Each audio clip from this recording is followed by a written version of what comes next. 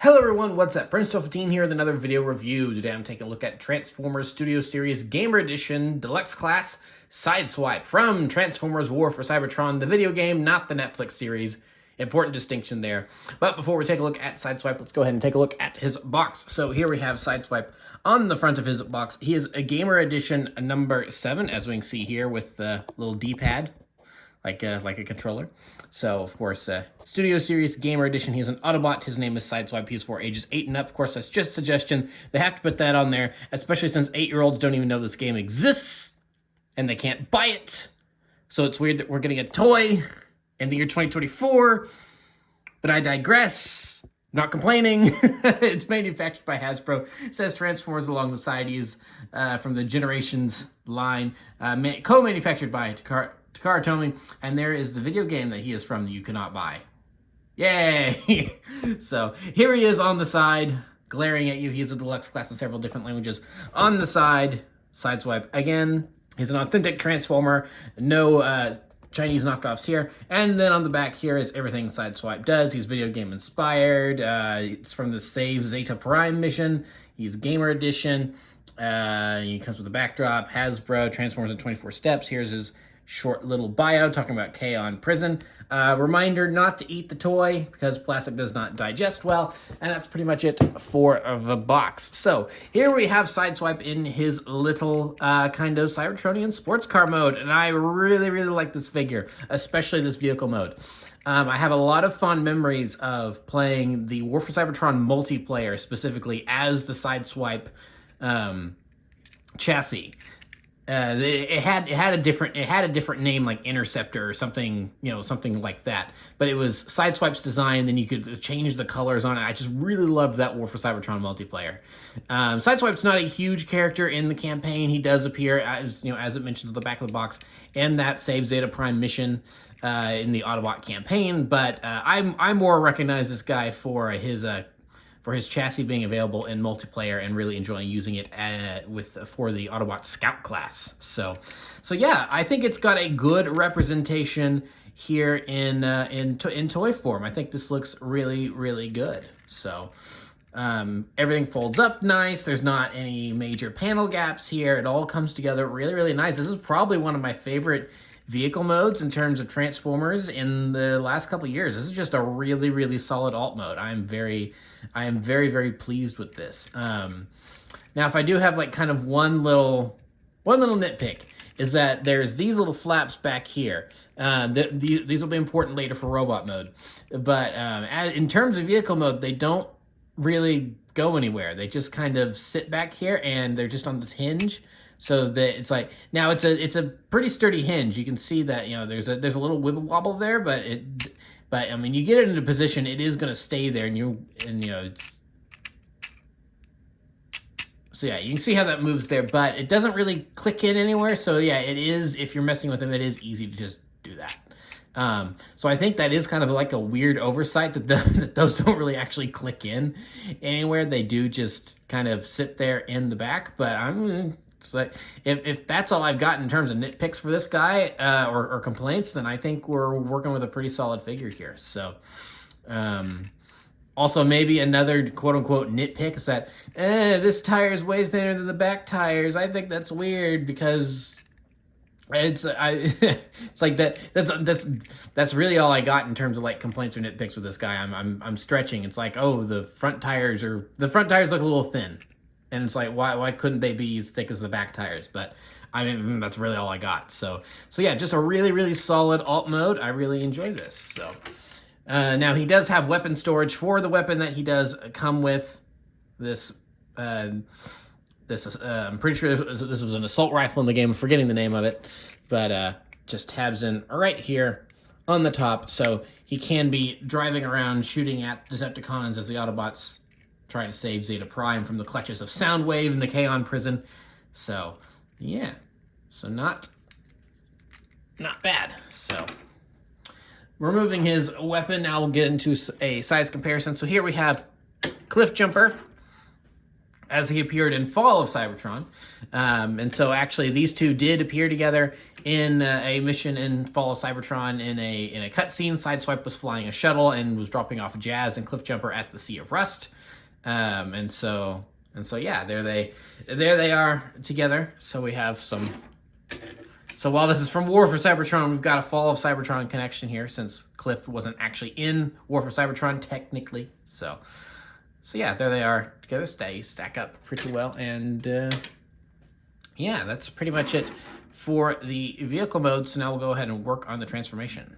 Overall, the transformation is pretty simple and very intuitive here, and it's funny to say, but I think this might actually be arguably the best shell former I've ever encountered, because when I start transforming this guy, you're going to see what I mean. Is that the car really is just kind of one big shell that kind of folds up, and while that's while a lot of times that can be a downside for a lot of people, I think this is probably the shell former done right.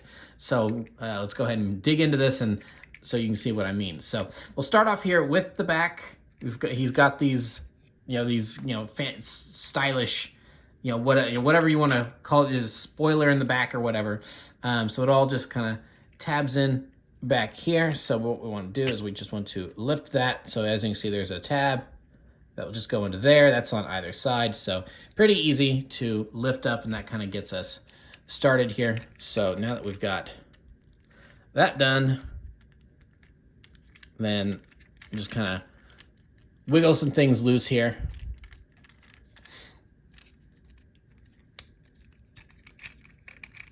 Like I said, wiggle some things loose. There we are. We've got things wiggled loose. And then we can kind of, because this is a very tight connection here.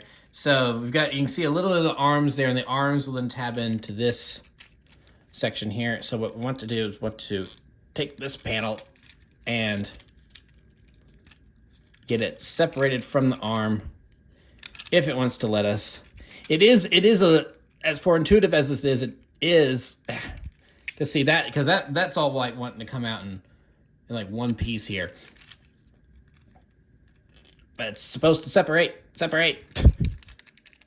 See, okay. Let's do this first. Let's go ahead and get this. So this is going to help us. So there's the front of the car. Like I said, it's kind of just one big shell.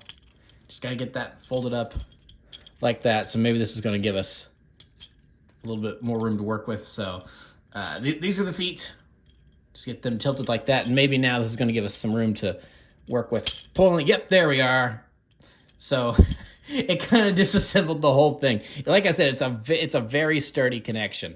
So this is the arm. It will just tab in right there. Then there's that tab right there, and then that goes into that little port right there. And as you saw, that's a very sturdy connection. So we'll just go ahead and so that's how it's supposed to go. But we're gonna fold this back up like it belongs, so we can actually properly get the transformation done here. We'll pretend that went a little smoother. So okay, so we have this untabbed. Now what we want to do here is we want to come over here and separate the legs apart from one another, like so. And just get that lifted up. And then we can go ahead and just bring the leg down like so. And then we can get this all situated. So I'm going to almost drop him. So that will all just fold up right there. It's not exactly a secure connection, but it doesn't really move around a lot either. It's just kind of slots in there. That works out pretty well. Then we want to take this piece, and it's just on a ball joint, as you can see there. So just bring that up, and then that same connection that tabs into the arms will then just tab right into the leg as such. And then we can just bring up that foot, and then we have a leg done. So now we'll do the same thing over here, where we want to get this removed from the arm. Removed from the arm. Very secure. Okay, hold on. All right, I got it. Had to put a little muscle into it, but we do have this untabbed now. So same thing. We're just going to bring down that leg And then this will swivel around. Just connect that. Bring that up. Make sure it gets tabbed in. Bring down the foot. And now he can stand on his own 2 feet. So now we'll go ahead and work on the arms. So the arms are are probably my favorite part of this transformation, from the way that they just kind of fold in and tab together here. I think that this is the whole, what becomes the whole chest assembly is really, really smart here. So the arms, part of what's giving us all this trouble with those really, really secure tabs there, they just tab into the side of the body like so. So we'll just pry them apart like so. And then up here, we have this little connection. So we just want to pry that apart like so. And then this is all going to drop down like this. Now that frees up this section here, which is going to be the chest. And then this is just on a big collapsing telescopic hinge here.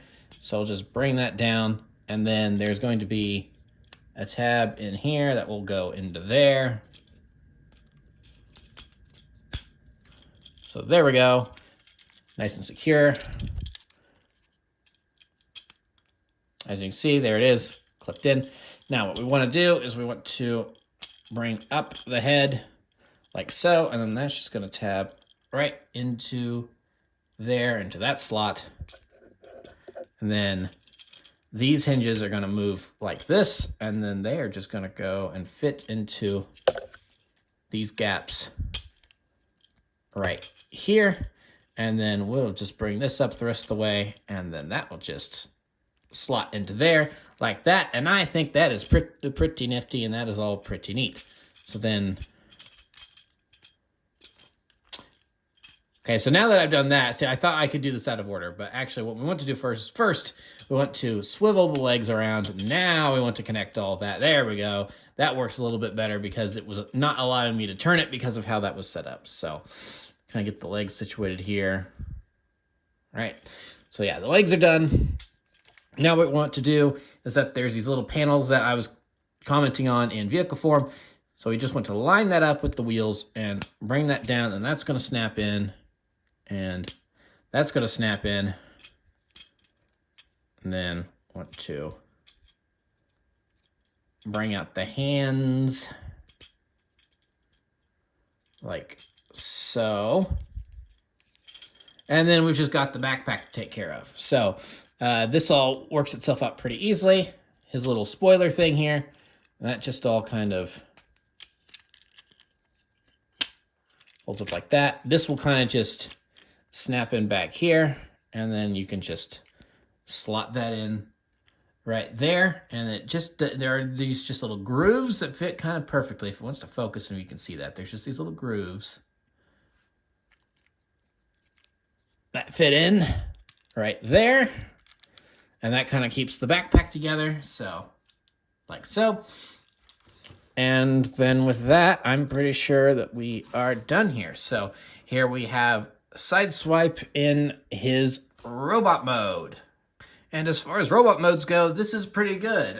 So here's a quick look at his face. Nice molding there. I mean, it's a G1 style face, so it's very simple. So not a whole lot of detail, but you know, still looks good with what we've got. Nice shiny silver paint, if I can say that. The helmet looks good. Autobot symbol on the chest. Yeah, overall, this is a good-looking robot mode. And as I kind of pointed out a moment ago, it's like, yeah, not a very bad backpack. It's nice. Kind of folds up really nice, and it's like, yeah, as kind of like what I've been talking about. I mean, that is basically the entire shell for the vehicle mode. Of course, the sides are made up by the big panels there on the legs, but kind of the whole top shell of the vehicle folds up right there, and it's not a huge egregious backpack. And so I mean, it's a very nice clean transformation. So yeah, I'm quite taken with this figure. I really like the way he turned out. So now, if we want him to do battle with the Decepticons, then he can transform his hand by, in toy form, ripping it off. But in the video game, of course, they transform their appendages into most weaponry, and that can just attach like so. And so now he has his weapon that he can blast Decepticons with. So yeah, that works out very well. So here's our third person view. So yeah, I really like the gimmick of these figures of being able to attach the weapons like this instead of just them being held. So go ahead and remove that and reattach his arm. Maybe, there we are. And then if you don't want him holding his weapon, but do want to store it in his robot mode, then there is this little tab right there on the back. And then there's this tab, and then we can just attach that like so. And then now we have Sideswipe all ready to go. So yeah, there he is. Now bringing in some size comparisons. Here we have Cliff Jumper, also from War/Fall of Cybertron. Now, of course, we can do the same thing where if we want Cliff Jumper to take Sideswipe's weapon, then we can attach it. So there is Cliff Jumper with Sideswipe's weapon, and then we can rip off Sideswipe's arm if it wants to. So that's a very secure connection. And then we can give him Cliff Jumper's weapon here. And so, yeah, we can mix and match our weapons across the different figures. So I quite like that. So just remove that and, oh,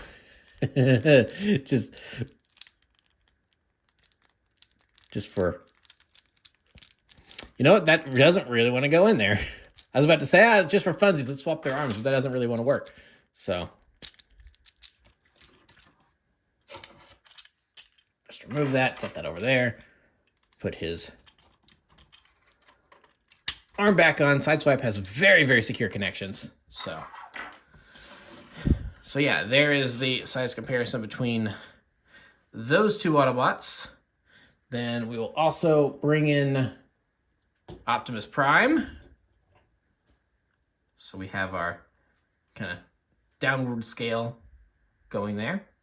So that looks quite nice. And then we'll also bring in Megatron for the Decepticons. So in terms of deluxes, Sideswipe is a good size. He's a good size deluxe, because of course that's a Voyager. Now these are not the tallest Voyagers to ever exist, but I mean they're still a decent size. They're more bulky than anything, but yeah, they're still these are two Voyagers, and he stacks up well against them. He's a pretty good size for a deluxe. Granted, Cliff Jumper is a little small, but so yeah. There's how he stacks up with his other War for Cybertron brethren. And then for funsies, we will go ahead and bring in Revenge of the Fallen Sideswipe. So we have our Sideswipes together, a more G1 Sideswipe mixed in with our movie Sideswipe, just because.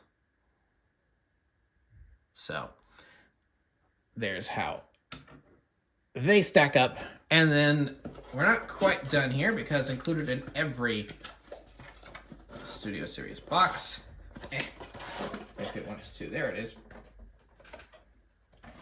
As I was saying, included in every Studio Series box is a display. So here we can put, now actually really quick, I do want to comment. So this is supposed to be from the Kaon prison mission. I don't think this is the Kaon prison level. This looks more like Iacon Destroyed to me, given by the background with the orange glowing towers. I'm pretty sure it's actually Kaon Destroyed and not Iacon Destroyed and not the Kaon prison mission. But that's a small detail. I don't think it's as egregious as, say, Jolt from Revenge of the Fallen having a Dark of the Moon Battle of Chicago insert in his box by mistake. It's an area of Cybertron. So, and also this could, say maybe it's for the multiplayer instead of actually it being instead of it just being for the campaign. So, but yeah, that is pretty much Sideswipe. Overall, let me actually give him the handheld version of his weapon here. There we go. So yeah, overall, this is a really, really solid figure. I kind of picked him up on a whim just because, like, I liked this design. I think this is a cool design. Let's just get him, because I was just doing some browsing and I saw him, and I'm pretty sure I got him for like 10% off or something like that as well. So I was like, yeah, what the heck? Let's pick up Sideswipe. And I'm very, very impressed with this figure. I really like this figure. I think the transformation is nice and intuitive. I guess my one overall complaint about the figure is that his connection points are very solid, to the point where it's almost kind of hard to get some of them removed. But when you do actually manage, you just have to put a little bit muscle into it. So when you actually do get things removed, then the transformation is intuitive. It's pretty easy. But it's not boring. It is quite clever in the things it does. It's a good design. It's a nostalgic design for me. So overall, yeah, I would recommend Sideswipe. I think this is a pretty good figure to add to your War for Cybertron collection. So that'll pretty much be it for this review. So remember to like, comment, subscribe, all that great stuff. Remember to follow me on Twitter and Instagram. Those links are in the description below, and I'll see you guys next time. Thank you so much for watching, and goodbye.